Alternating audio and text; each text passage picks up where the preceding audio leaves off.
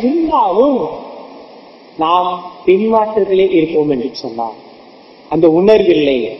ஆண்டவர் வந்தார், எனக்காக மரித்தார், உயிர் தெழுந்தார், ஏதோ காட்சி கொடுத்தாரு, உயிர் தெழுந்துட்டேன், நானும் உயிர் தெழுந்துட்டேன்னு சொல்லி வந்தாரு, காட்சி கொடுத்தாரு.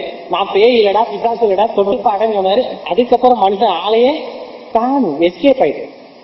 எங்க போனாரு தெரியல, இனி நான் என்ன பண்றதுன்னு தெரியல அப்படின்னு சொல்லிட்டு என்ன செஞ்சுட்டாரு, விலகி போயிட்டேன். நம்முடைய வாழ்க்கையில நம்ம நிறைய நேரங்கள் அப்பதான் இருக்கிறோம். பிரச்சனை, போராட்டம், அடி மேல அடி விழுகுது, இடி மேல இடி விழுகுது, பட்டே படுது, கெட்டதே கெடுது. என்ன செய்யறது?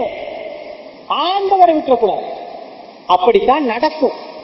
அந்த நேரத்தில் நம்ம ஆண்டவரை விட்டு விடுவோம் என்று சொன்னால் நம்முடைய பரிசுத்த வஸ்திரத்தை, ரட்சிப்பின் வஸ்திரத்தை நாமே கலந்து போட்டு விடுவோம். பரலோகத்துக்கு போகிற பாக்கியத்தை நாம் இழந்து போய்விடுவோம்.